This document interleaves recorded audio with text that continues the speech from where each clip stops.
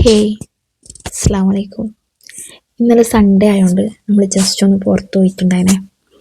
അപ്പോൾ ഞാനൊരു കാഴ്ച ഉണ്ട്. എന്താണെന്ന് വെച്ചാൽ ഭയങ്കര തിരക്കായിരുന്നു റോഡിലെല്ലാം. അപ്പോൾ എന്ന് വെച്ചാൽ ഒരു വണ്ടി ബാക്കിൽ വന്നിട്ട് മറ്റൊരു വണ്ടീൻ്റെ ബാക്കിൽ വന്നിട്ട് ഇടിച്ചപ്പോൾ പക്ഷെങ്കിൽ പോറലൊന്നും വന്നിട്ടുണ്ടായില്ല.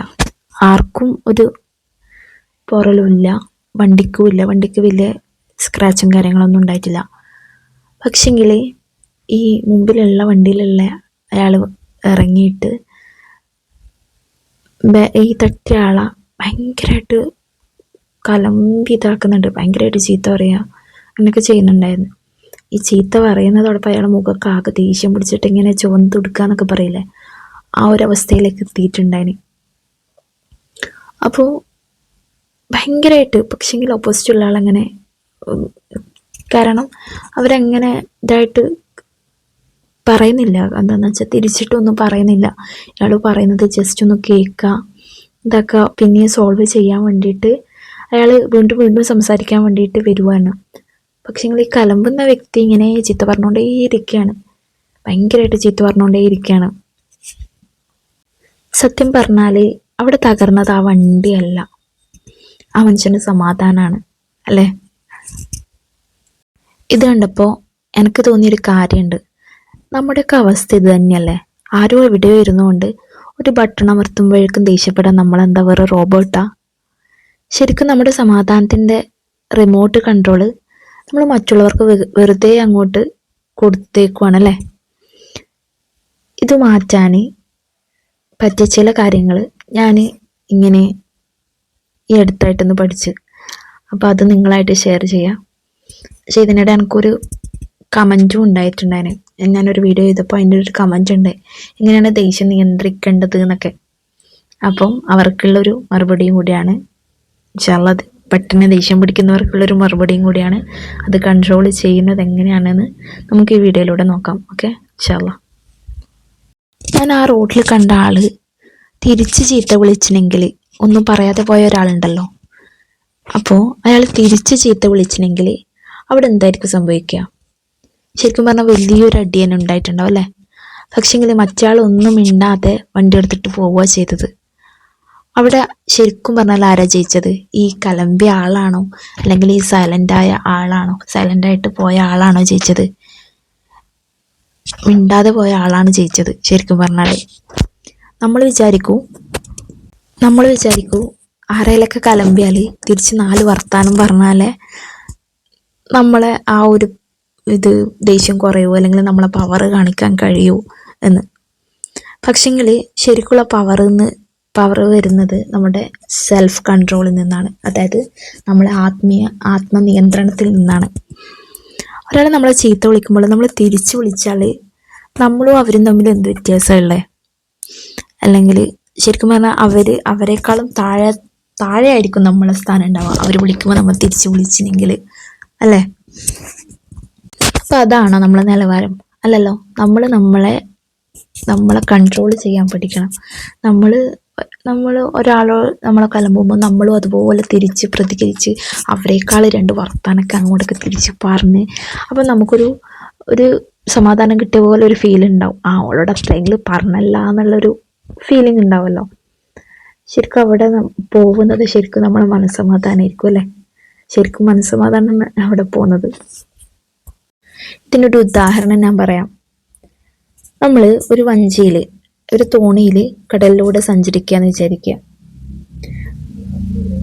കടലിൽ എത്ര വെള്ളം ഉണ്ടെങ്കിലും ആ വഞ്ചി മുങ്ങൂല. വഞ്ചി മുങ്ങുന്നത് എപ്പോഴാണെന്നറിയോ? ആ കടലിലെ വെള്ളം വഞ്ചിയിൽ കയറുമ്പോൾ മാത്രമാണ് വഞ്ചി മുങ്ങുന്നത് അല്ലേ. നമ്മുടെ ജീവിതവും അതുപോലെയാണ്. നമ്മുടെ ചുറ്റിലും പല പ്രശ്നങ്ങളുണ്ടാകും. ആളുകൾ നമ്മളെ മോശം പറയുന്നുണ്ടാകും. അതൊക്കെ പുറത്തുള്ള വെള്ളമാണ്. അത് നമ്മുടെ മനസ്സിനുള്ളിലേക്ക് കയറ്റാതിരുന്നാൽ നമ്മൾ ഒരിക്കലും തകരൂല. ഇനി മറ്റുള്ളവരുടെ മോശം പെരുമാറ്റം നിങ്ങളുടെ ഉള്ളിലെ സമാധാനം നശിപ്പിക്കാൻ ഒരിക്കലും അനുവദിക്കരുത്.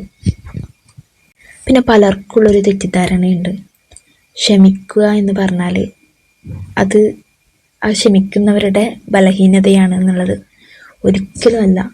നമ്മൾ ഒരാളോട് ക്ഷമിക്കുന്നത് അയാൾക്ക് വേണ്ടിയിട്ടല്ല, മറിച്ച് നമ്മളുടെ മനസ്സിൻ്റെ ഭാരം കുറയ്ക്കാനാണ് ഇത് സഹായിക്കുക.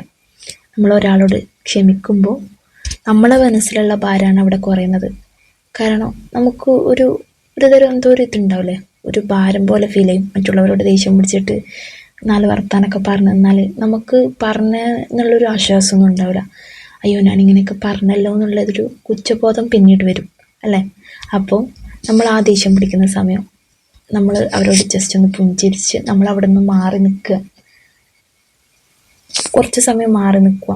അപ്പോൾ നമ്മൾ ദേഷ്യമൊക്കെ കുറച്ച് മാറി നമ്മൾ പറയുന്നു, നമ്മൾ അവരോട് തർക്കിക്കുന്നുമില്ല, നമ്മളവിടെ ക്ഷമിക്കുകയാണ് ചെയ്യുന്നത്. അപ്പോൾ നമ്മുടെ മനസ്സിലുള്ള ഒരു ഭാരം കുറയാണ് ചെയ്യുന്നത്. മറ്റുള്ളവരോടുള്ള പകയും ദേഷ്യവും ഒക്കെ മനസ്സിൽ കൊണ്ട് നടക്കുമ്പോൾ നമ്മൾ ഈ കനലില്ലേ, തീക്കനൽ കയ്യിൽ മുറുകെ പിടിക്കുന്ന പോലെയാണ്. പൊള്ളുന്നത് ശരിക്കും അയാൾക്കായിരിക്കില്ല, നമുക്കായിരിക്കും. അത് അങ്ങോട്ട് ഒന്ന് വലിച്ചെറിഞ്ഞ് നോക്കുക, അപ്പോൾ നമുക്കൊരു ഫ്രീഡം കിട്ടിയതുപോലെ ഫീൽ ചെയ്യും. ആ ഫ്രീഡം നമുക്ക് മനസ്സിലാക്കാൻ വേണ്ടിയിട്ട് കഴിയും. ഈ സമാധാനം നമ്മൾ കണ്ടെത്താന്നൊക്കെ പറയുന്നത്, ദേഷ്യം പിടിക്കുമ്പോൾ സമാധാനം കണ്ടെത്താന്നൊക്കെ പറയുന്നത്, ഒരു ദിവസം പെട്ടെന്ന് നമുക്ക് ആ സമാധാനം കണ്ടെത്താൻ കഴിയില്ല കേട്ടോ. കാരണം പ്രാക്ടീസിലൂടെ നമ്മളെ ദേഷ്യം കൺട്രോൾ ചെയ്ത് നമ്മൾ നമ്മളെ തന്നെ നമ്മൾ കൺട്രോൾ ചെയ്ത് കൊണ്ടുവരണം. ഇതിന് നല്ല പ്രാക്ടീസ് വേണം. ദേഷ്യം വരുമ്പോൾ നമ്മൾ ആദ്യം ഒന്ന് ശ്വാസം വലിച്ചെടുക്കുക, അല്ലെങ്കിൽ ആ സമയത്ത് ദേഷ്യം വരുമ്പോൾ ആ 90 സെക്കൻഡ് നമ്മളൊന്നും പ്രതികരിക്കാതിരിക്കുക, അവരോട് സംസാരിക്കാതിരിക്കുക. ആ സ്ഥലത്ത് നിന്ന് നമ്മൾ കുറച്ച് മാറി നിൽക്കുക. സ്ഥലത്ത് നിന്ന് മാറി നിന്നിട്ട് നമുക്ക് ദേഷ്യം കൺട്രോൾ ചെയ്യാൻ പറ്റുന്നില്ല എന്നുണ്ടെങ്കിൽ നമ്മൾ വുളൂ ചെയ്യാം. വുളൂ ചെയ്തിട്ട് നമ്മൾ പ്രാർത്ഥിക്കുക. നമ്മൾ പഠിച്ചോണ്ടായിട്ട് ഇങ്ങനെ നമ്മൾ മറ്റുള്ളവരോട് വർത്തമാനം പറഞ്ഞ് ഇങ്ങനെ നമ്മൾ സമാധാനം കണ്ടെത്തൂലേ. ചങ്ങായിമാരോടൊക്കെ ഇങ്ങനെ വർത്തമാനം പറഞ്ഞ ഇങ്ങനെ സമാധാനം കണ്ടെത്തൂല, നമ്മളെ വിഷമമൊക്കെ പറഞ്ഞ്. അപ്പോൾ ആ ഒരു വിഷമം നമ്മൾ പഠിച്ചവനോട് പറയാം, റബ്ബേ എനിക്ക് ഇന്ന വിഷമങ്ങളുണ്ട്, ഞാൻ അതുകൊണ്ടാണ് അവൾ എന്നോട് ഇങ്ങനെ ദേഷ്യപ്പിടിച്ചിട്ടുണ്ട് എന്നൊക്കെ പറഞ്ഞിട്ട് നമ്മളെ പഠിച്ചവനോട് നമ്മളെ ശരിക്കും എന്ന് വെച്ചാൽ ഫ്രണ്ട്ലി ആയിട്ടൊന്ന് സംസാരിച്ച് നോക്കിയാൽ നമുക്ക് ഭയങ്കരമായിട്ട് ആശ്വാസം കിട്ടും. കൂടെ നമ്മൾ ഇസ്തിഗ്ഫാർ വർദ്ധിപ്പിക്കുക, അങ്ങനെയൊക്കെ ഒന്ന് ചെയ്ത് നോക്കുക. അപ്പോൾ നമ്മളുടെ ദേഷ്യം താനേ കൺട്രോൾ ആയിക്കോളും. നമ്മളെ പടച്ചവനുമായിട്ടുള്ളൊരു ബന്ധം സ്ട്രോങ് ആണെങ്കിൽ പുറത്തുനിന്നുള്ള ഒരു കാറ്റിനും നമ്മളെ ഉലയ്ക്കാൻ വേണ്ടിയിട്ട് സാധിക്കില്ല. പുറത്തുനിന്നുള്ള ഒരു ശക്തിക്കും നമ്മളെ തളർത്താൻ വേണ്ടിയിട്ട് കഴിയില്ല. നമ്മളെന്ത് വിഷമം നമ്മൾ പടച്ചവനായിട്ടായിട്ട് സംസാരിച്ച് നമ്മളെ സമാധാനം നമ്മൾ കണ്ടെത്തുന്നുണ്ടെങ്കിൽ ഒരു ശക്തിക്ക് നമ്മളെ തളർത്താൻ വേണ്ടിയിട്ട് കഴിയില്ല എന്നുള്ളത് ഉറപ്പാണ്. ഇന്നലെ റോഡിൽ കണ്ട ആ സീന് എന്നെ ചിന്തിപ്പിച്ചത് ഇതാണ്. മറ്റുള്ളവർ എന്ത് ചെയ്യുന്നു എന്നതല്ല, നമ്മൾ അതിനോട് എങ്ങനെ പ്രതികരിക്കുന്നു എന്നതിലാണ് നമ്മുടെ ക്യാരക്ടർ ഇരിക്കുന്നത്. നിങ്ങൾക്കും തോന്നിയിട്ടില്ല ഇങ്ങനെ? നിങ്ങളുടെ ലൈഫിൽ ദേഷ്യം വരുമ്പോൾ നിങ്ങൾ എങ്ങനെയാണ് അത് കൺട്രോൾ ചെയ്യാറുള്ളത്? ഒന്ന് താഴെ കമൻറ്റ് ചെയ്യണേ. അപ്പോൾ അടുത്ത വീഡിയോയിൽ കാണാം. വീഡിയോ എല്ലാവർക്കും ഇഷ്ടപ്പെട്ടെന്ന് വിചാരിക്കുന്നു. ഉപകാരമായാലും ഷെയർ ചെയ്യുക, ലൈക്ക് ചെയ്യുക, സബ്സ്ക്രൈബ് ചെയ്യുക. അടുത്ത വീഡിയോ കാണാം. ഇൻഷാ അല്ലാഹ്. അസ്സലാമു അലൈക്കും വറഹ്മത്തുള്ളാഹി.